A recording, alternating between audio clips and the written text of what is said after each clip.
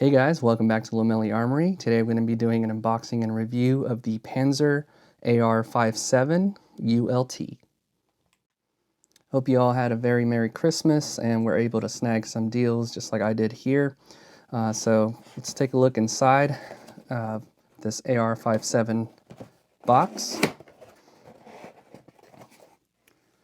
So it's going to be AR57 ULT sticker. And also a little cutout for their website. And here is the 12-inch version. There is a 16-inch and a 12-inch. I opted for the 12-inch. I'll tear that open in just a second. And there's also this buffer here that comes with it. So gives you a big warning, must install buffer, just to make sure that it runs reliably. And the sweet deal with this is you don't only get one 50-round magazine, but you also get two 50-round magazines with the deal.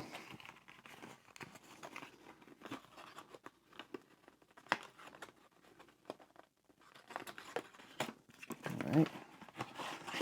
So here it is. It's like a smoke mag. So it has the numbers 10, 25, and 50 here. And they're loaded at the top. And as you load them, they actually begin to turn this way, or probably the other way, which is a really neat magazine system. So there it says 5.7x28. All right, let's go ahead and tear up into this.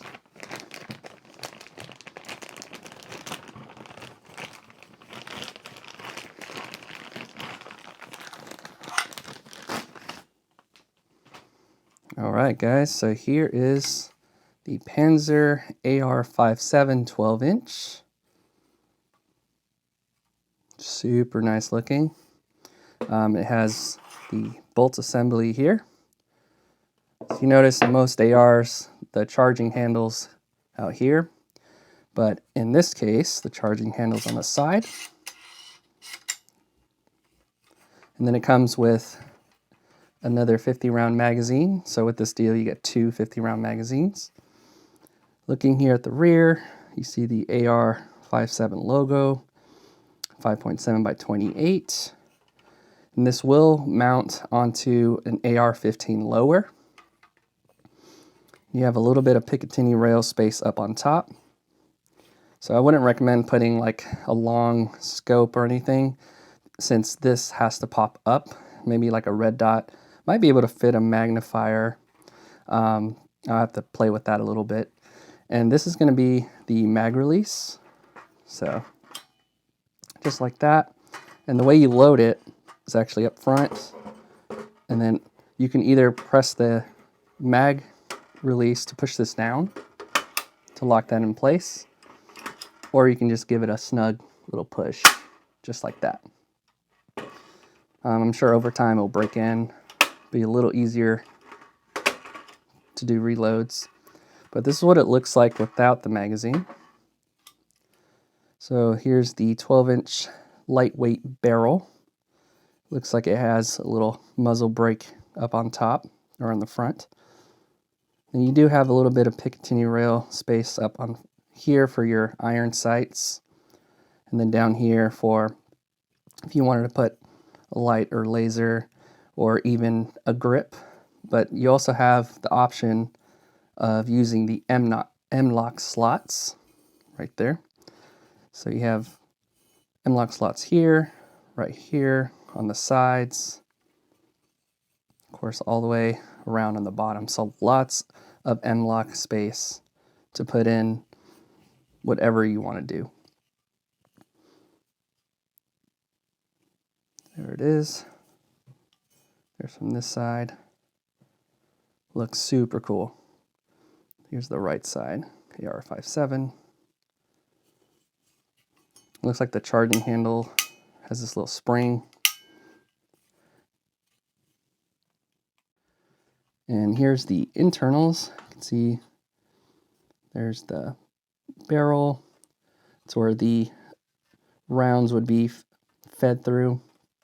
And unique thing with this, when you put this on a AR lower, the shell casings don't eject from the side because you can see there's nothing open there. It actually ejects from the bottom.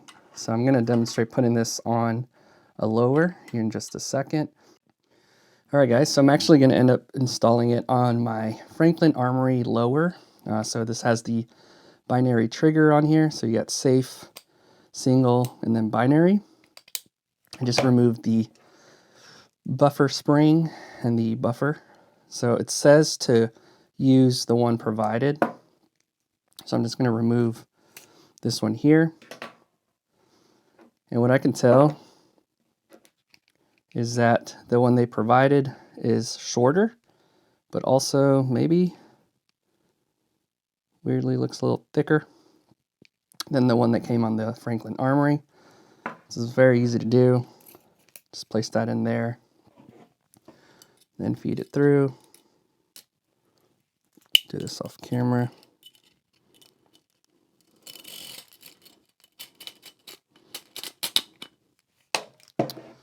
Just like that. So it's locked in place. Switched it out from the stock buffer. And then going to put this on top. And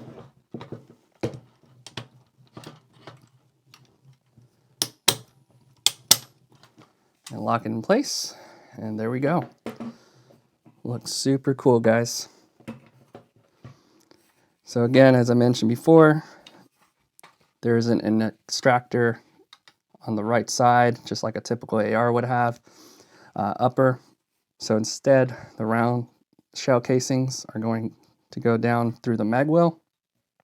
And I've seen some people cut out a magazine, just gut it from the inside, attach the magazine up in here, and then use it to catch their brass, which is actually smart.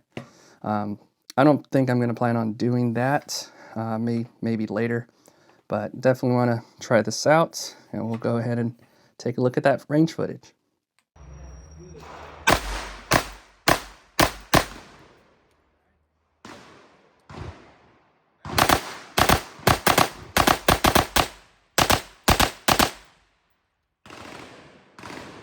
Save the rest for you.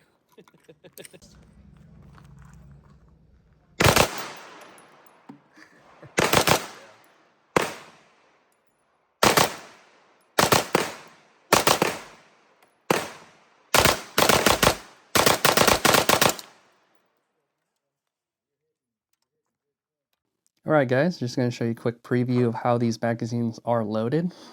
So a really cool design here. So this is what the 5.7x28 round looks like. It's like a mini AR round. Most of you have seen this, but if you haven't, this is what it looks like. Super cool looking. The blue tips, so these are FN 40 grain Hornady VMAX. So you start off with one right there. You can see it's facing that way, so when you have the magazine on top of the AR, it's going to be ready to chamber. And then once you start to load the second round, it actually rotates. So it's a little funky at first to get used to, but once you get it going, just like that, you can see that it starts to rotate. You see that? Yep, there they are. The rounds. Now it's a little dark. Maybe you can see it from the top. Just like that. Load a few more. Takes a little bit of practice, as you can see.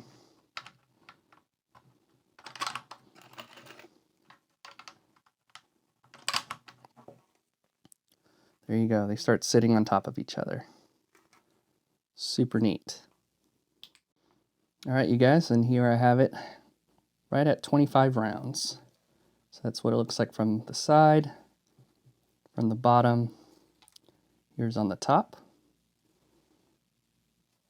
And then the tip. It's kind of hard to see, but you can see a little bit of blue. There's a better view.